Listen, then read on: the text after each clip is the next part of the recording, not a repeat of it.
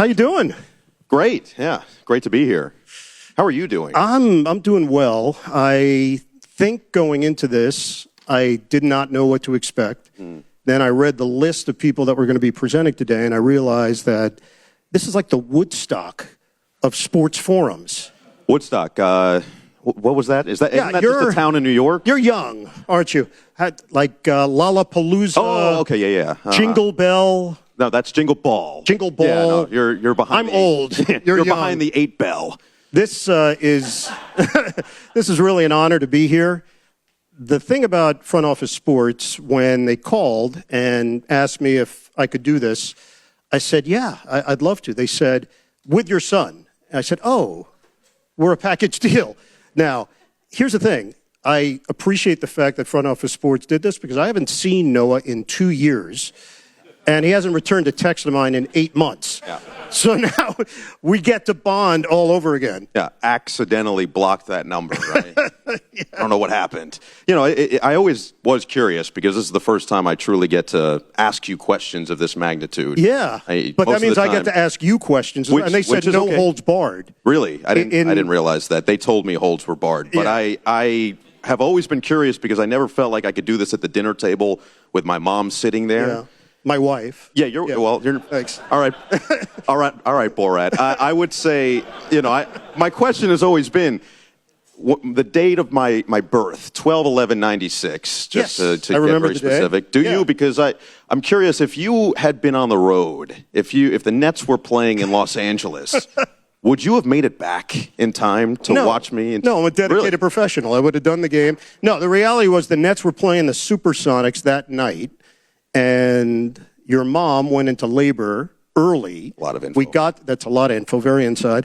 And we got to the hospital, and Regis and Kathy Lee were on. Come on. This was true, and the guest was David Cassidy, Keith Partridge. And you were born at 9:45 in the morning, and I did the net game that night, a net win over the Seattle Supersonics. So I was the good luck charm. Sure. Yeah, let's go with that. All right, so you got to ask me a question, no holds barred. I get to ask you one that I've never been able to ask you. 7th grade, you bombed your math final. What the hell happened? I was really into video games. My 2K My Player was dominating at that time. Just crushing it for the New Jersey Nets. Yeah. And I think I cared more about that than I did about long division. Yeah, you bounce back. But yeah, well, there's a reason I do words for a living. I don't math. Yeah. That's not it. I leave it to a stats guy. Let's talk about what you do for a living, because you started out with the LA Clippers, 4 years on the Clippers broadcast solo, no analyst, which was a really unique situation to be in because it forced you to have conversations with yourself. Yeah. And in that process, I feel like it prepared you in a way that you did not even imagine at the time for challenges that may have popped up. The one thing that I look back on for you was this alternate broadcast. It was the NFL on Nickelodeon, and that, to me, changed the whole trajectory of your career in many ways. So the question would be, alternate broadcasts, are they here to stay? And what was your experience on that alternate broadcast? Yeah, first let me start by saying, you mentioned doing games alone. Most people talk to themselves and get labeled as clinically insane, and I got paid to do it. Yeah. I thought that was a great gig. Yeah. That was awesome for me. But it did prepare me for a lot of things, and it certainly prepared me for that Nickelodeon broadcast because it got me into this kind of workout of how do you wear multiple hats over the course of a broadcast? How do you cater to different people over the course of a broadcast? And the Nickelodeon experience year one was incredible because it was myself, Nate Burleson, Gabrielle Nevea-Green, who had never been to a football game before. And our first football experience was going to Saints-Bears at the Superdome. Not a lot of fans because it was the COVID year. It was about half full. And then we had Lex Lumpkin on the sideline, who I love. He's an actor. And I always felt like you couldn't get Lex Luthor, so you settled for Lex Lumpkin. It was great, though. He was awesome. But what I loved was we had Gabby and we had Lex, who both weren't ingrained in the NFL. They weren't following it necessarily week to week. And so we were trying to hit a target audience. That's what we felt the alternate broadcast was. And at the time, it hadn't really been done to that scale before. So it was a blank canvas for us. We got to outline it and then paint within those lines, outside the lines. It was for us to decide. And we felt that our mission was to hit the target audience of kids 6 to 14 or so, most of which who probably weren't football fans, weren't NFL fans, maybe were watching their first ever football game, but they were also watching with their parents and their grandparents and their aunts and their uncles, family members who had probably watched an entire season's worth of NFL. And so we felt like we wanted to teach to the people that needed to be taught to, but not talk down to those who knew what they were watching. And so it was a fun line to try to balance throughout. But for Nate and myself, it was great because we got to act like children for 60 minutes of game time. And at that point, I probably still could have been considered a child. I was still on your health insurance. But about that, by the way. That's ending. Yeah, soon, yeah. Just to let you know. That sucks. I'm going to be honest. It does. That's not fun. But I couldn't rent a car, so I guess I would have been a kid. But for Nate and I, it was a blast because we got to play off of these naive football people who didn't know what they were watching. We got to tell everybody that Cordero Patterson's favorite ice cream flavor was strawberry. Yeah, I didn't know that. Yeah, keep that in Interesting mind. note. Is he still playing? Keep it in mind. No, I think he's out. He's out. All right, he's done. But he's eating a lot of strawberry ice cream now. And so we got to really embrace that. It was fun. It was different, but we knew it was different. And so we didn't try to make it legitimate. And I think that was the other part of it that made it so different and unique and probably hit that first year. And then from that year on, it set the tone for what it became the years to follow. I ended up doing 5 of them. And over the course of the 5, it morphed into different versions of it, having SpongeBob and Patrick live. And those guys are amazing. You know, Tom Kenny and Bill Fagerbakke. Without those two, I'm not sure how that Super Bowl quite goes. And hearing SpongeBob see a fish in the form of Leonardo DiCaprio and just screaming out, 25, 25. I don't think any of the kids at home got it, but it was really funny to me in the moment. But yeah, those were memories I certainly won't forget. I am curious, though, have you ever had any experience with alternate broadcasts in your career? You know, now that you mention it, 1999, CBS decided that they were going to do an HD only, high definition broadcast for the AFC Championship game. And at the time, HD was not the norm. And we set up and did a separate broadcast for Jacksonville, Tennessee. And I think it aired only in Best Buy. I don't believe it aired in... Picture quality had to be absurd. Very, very obscene picture quality. But the key to the story, Robert Kraft had an HD TV. And I truly believe he was the one that pushed it for the NFL to get out ahead of this, convince CBS. We ended up doing it 2 consecutive years. And it was cool for me. I was a part of a big event, preparing for a big event. And although I had no idea what the viewership was, I did recognize that this was something that probably was going to take hold, and now it's a part of all of our lives. So I do think there is something to be said for networks, leagues, executives that have a vision, that are willing to try things, and I'm sensing that even now. They just mentioned the Netflix announcement. The fact of the matter, last year, both Noah and I were a part of those broadcasts. They were incredibly professional. They wanted to do it the right way. And thanks to the cooperation of CBS and Amazon and NBC, the fact that we're doing it again, which absolutely is amazing. But all of these companies that are now getting involved, to me, the biggest key, and it's true for Amazon with the NBA, it's got to look like the NBA, it's got to sound like the NBA, and then from there you can try some things and you can look to innovation. But initially, when fans are making a determination, sometimes subconsciously, whether or not they're going to like something, accept it, you got to give them what they know, and then slowly, I do believe you can introduce some new wrinkles. I did Amen Corner Live for 6 years at the Masters. That was the pollen count. The pollen count was not good. I don't know if anyone has issues with pollen. I would not advise that you go to Augusta for the Masters. But the broadcast itself was different. No one at that point had thought of keying in on specific holes at the I think the Masters, they were hesitant And now we see the announcement earlier today with Amazon getting involved. It just shows you where we're headed, and it's not stopping. It's only going to continue to get bigger, and we're going to see more companies involved in different aspects of this business. You somewhat bring up a major point in all of it, though, in terms of looking and sounding. I think the term alternate broadcast is important because we've seen integrations, and we've seen integrations be great. But I think what made the Nickelodeon one so great and what has made some of these other alternates work so well, and I did a Clippers one when I was working with the team. It was a kids cast, so it was centered towards children again, and I was a little concerned that I was going to get typecast as a kid broadcaster. I think you've gotten typecast. Yeah, I'm a little worried about that, but Pepper Pursley, who's an absolute star, was a part of our coverage there at 9, I believe she was, and it was great.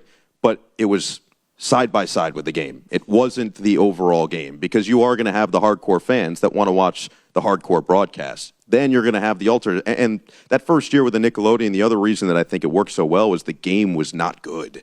And Chicago laid an egg. Mitchell Trubisky threw an interception in the end zone on the first possession, I believe. Yet he won the MVP. He won the MVP, yeah. The Nickelodeon valuable player. I think it's still a highlight. The system might have been flawed. Just a tad, yeah. Well, I remember actually we were going through, and Ken Mack was producing our game, your producer for the NFL now on CBS, and he got in our headset, and he goes, guys, we're going to put on the MVP voting. I go, great. Who's winning? Drew Brees, Alvin Kamara? He goes, Mitchell Trubisky. And Nate looked at me and goes, what? I'm like, he goes, apparently Big Cat and PFT have hijacked the voting. I go, okay, great. So then I go, are we going to put that out there? He goes, we are. We're contractually obligated. We're going to make sure our journalistic integrity is high. All right, great. But it is important to have that delineation, the difference between alternate and your standard broadcast. You know, the question that I think we get all the time that I don't know how many people in here are going to be interested in, maybe half the room at least, hopefully, is the difference in preparation for the two of us generationally. Because, not to age you or anything. No, it's fine. Yeah, I prepare off hieroglyphics. I like to do cave drawings. Yeah. That's my start. That's I think. What's your question? Do you still use the Dewey Decimal System? I do. Is that a thing? I do. Yeah. I learned it back in grade school. My preparation has not changed a whole lot in the physical part. I still write everything out. I don't know how many people here still feel when they write it, it gets into their brain. That, for me, is still very much a part of how I do it and how I can visualize.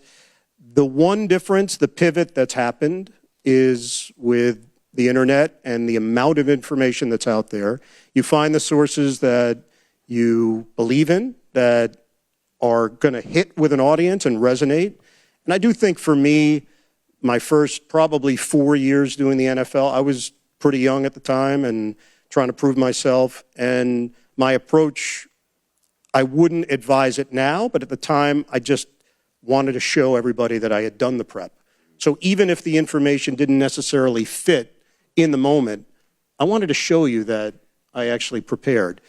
Now, the last 20 plus years, I've been a lot more selective. I recognize the audience doesn't know what they don't know, and be smart and try to hit on things that make sense in the moment, as opposed to trying to force something in just to show everybody that you've put the hours in. But your prep is different. You watched me prepare for many, many years, yet you do it a completely different way. That's very offensive.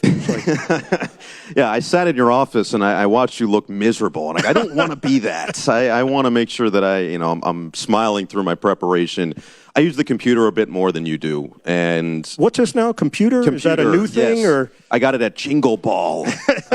It's for me. It's part because, and something that we both do at this point, and I think you've done as well as anybody in the business, is multiple sports at once. And when you're doing multiple events and you've had now multiple teams or programs and you're trying to just remember what you had from the last time, for me, it's a lot easier when I can make the direct edits to what I had already put down on the computer, especially on basketball. I find that to be incredibly helpful. So, NCAA tournament, last year was the first time I did the NCAA tournament on radio. You had been telling me for 25 years essentially, that is the most difficult and challenging assignment that you can have as a play-by-play It's an avalanche of information. Yes. There's no other way around it.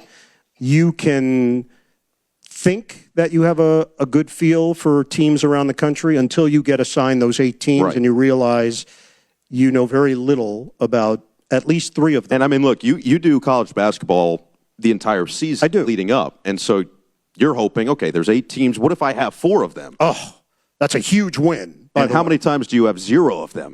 It's happened. I've taken an offer, and You're watching Selection Sunday and going, I want this one. don't send me there. Please don't send. Then you get the call. You're going to. Then it's slow motion. Seattle. No. It all works out in the end. I have said before, and I truly believe it, I should write myself a letter before the NCAA tournament. Yeah. And it would be very simple. The letter would say, "Dear Ian, it all works out. Signed, Ian." That's it. That's the whole letter. I felt it. it. All works out. No, I felt it. And I had already known which region I was going to. I knew I was going to be in Milwaukee. And so I'm watching Selection Sunday because all of us are finding out exactly the same time what teams are playing where. And I had done an entire season's worth of college basketball. And I'm saying, okay, if I could just have a couple of these teams. And I'm watching, and then it goes, and in the first 4 matchup, and I go, no, don't be here. Yeah. In Milwaukee. And I'm like, oh. And so I ended up having to prepare for extra teams because of that. So for me, the 2 teams that I did have out of the 10 that I had to prepare for, the charts that I had already made on the computer, it was much easier to go over and edit instead of having to restart and handwrite from scratch. Is this an intervention? It is. What I are you think a little telling me? bit. Yeah. I'm good with the way I do. Well, every time we get to the summer, you go, my hand, I don't know what happened. Carpal tunnel syndrome is a I thing. can't grab my one day. beer. That does happen in the summer. The reality is you could talk to 100 different broadcasters. You would get 100 different styles and philosophies of how they prepare. The bottom line is, can you deliver the information in the moment in a clear, entertaining, informative way? It doesn't matter how you got there. Nobody is interested in what you did Monday through Saturday. All they're interested in, can you deliver it on Sunday between, for me, 1 and 4 o'clock? The other thing for you is, at this point in your career, again, because you've been doing this just for so long. This is a common theme. Yeah, you've worked with, something you told me last year is keep a list of all the partners that I work with. That's something that you've done through your career. And I started and have gotten it up to speed at this point. I think I'm up to... What are you at? I think I'm at 78 in 6 years, which is high. Really high. Yeah, I'm starting to get a little concerned. Yeah, maybe that it's you. me. I'm That's the problem. the issue, yeah. People don't care What for are you at? I'm at 156, J.J. Watt. He really should count for 2 people. He's a large man. I don't know if you found saw that out the actual hard way, photo. actually. Yeah, do we have that? Can we put that up? Yeah, is that? No, we don't have the access. So sorry, no, I can't do that. 155 different broadcast partners. It's pretty amazing. And the big key with that, truly, because people do ask all the time, how do you find chemistry? How do you make it work? And the reality is it starts off the air, and it doesn't mean you have to be best friends. It doesn't mean that you have to have multiple meals or hang out all the time. But you do have to find commonality. You can't be a shrinking violet in those moments. Car rides to meetings and production meetings and moments in the lobby of the hotel, all of it matters and counts. And I've just made a very concerted effort and conscious decision somewhere along the line to be a really good partner and to have them trust me in the moment, knowing that I'm there with them, we're a team together, and if we succeed, we'll both benefit. If we struggle, it's on both of us. And that mentality has served me really well. Full disclosure because I would imagine 99% of people have seen the photo of him and JJ from week 1. So just to give some background on that, when I was first entering the business, as somebody who is vertically challenged myself, he said to me, look, you're going to be working with mostly former athletes, whether they're college athletes, professional athletes, and most of them are very large human beings. And you are not a very large human being. I felt it was important to be straight You with were very honest with me, which I did appreciate. You said, just make sure if you're going to be on camera at some point, that there is some leveling of some kind, chair, box, something to make sure that it is not to that chair to the point. and box. Yeah, that'd be nice. Cases, yeah. I think the direct quote was, "You don't want to look like a ventriloquist dummy." Yeah, so that was the quote. So give us perspective. Now, do we have the photo? Can we put it up? We still don't have the photo. I called you after week 1 this year. I go, what happened? I think you said, "What the hell happened?" Yeah, I did. I might have said something even more than that. Well, and I just want to say your response was 30 years down the drain. Yeah, 30 years. 30 years down the drain. The reality is it was our first broadcast together as a group, and there was a scramble just before the on-camera, so never got to see it. And then this is a great example and a lesson in this business. You better be ready to roll with it. Yes. And lean into it. And that's what I did. And ultimately, you can diffuse a great deal of potentially uncomfortable and awkward moments with humor. And ultimately, that's how I try to approach these things. It was funny. It turned out to be funny for a longer period of time than I anticipated. And then last week, I had the idea to swap it.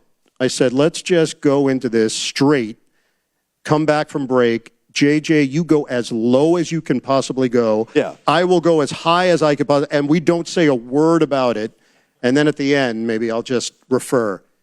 How you doing down there, buddy? You know, just a little buddy. Hey, one thing before we wrap up, we thought this would be really cool.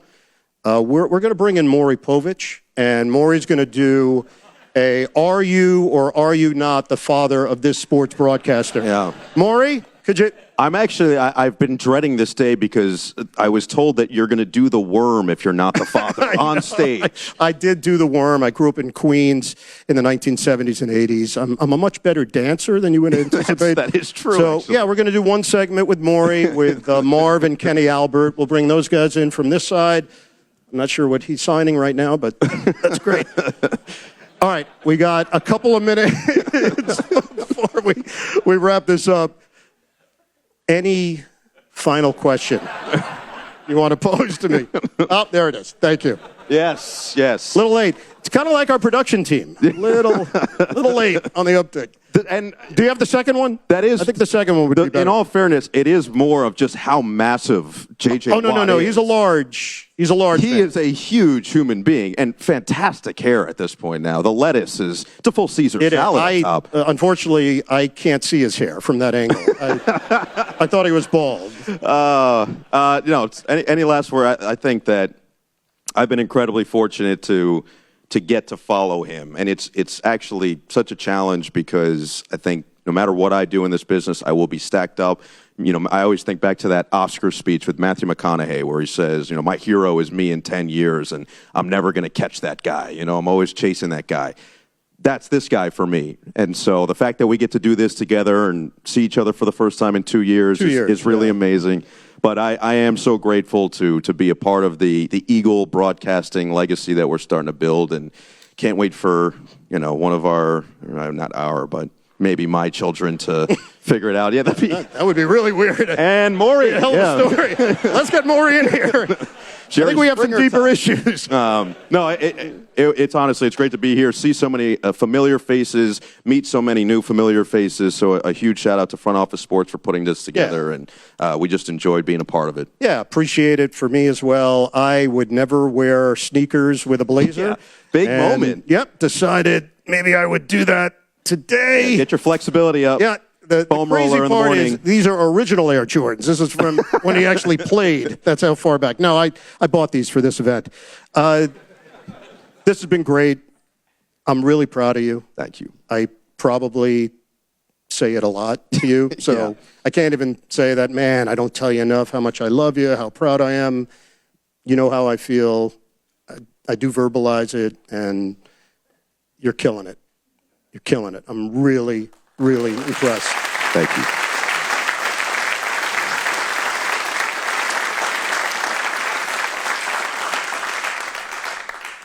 The math test in 7th grade, though.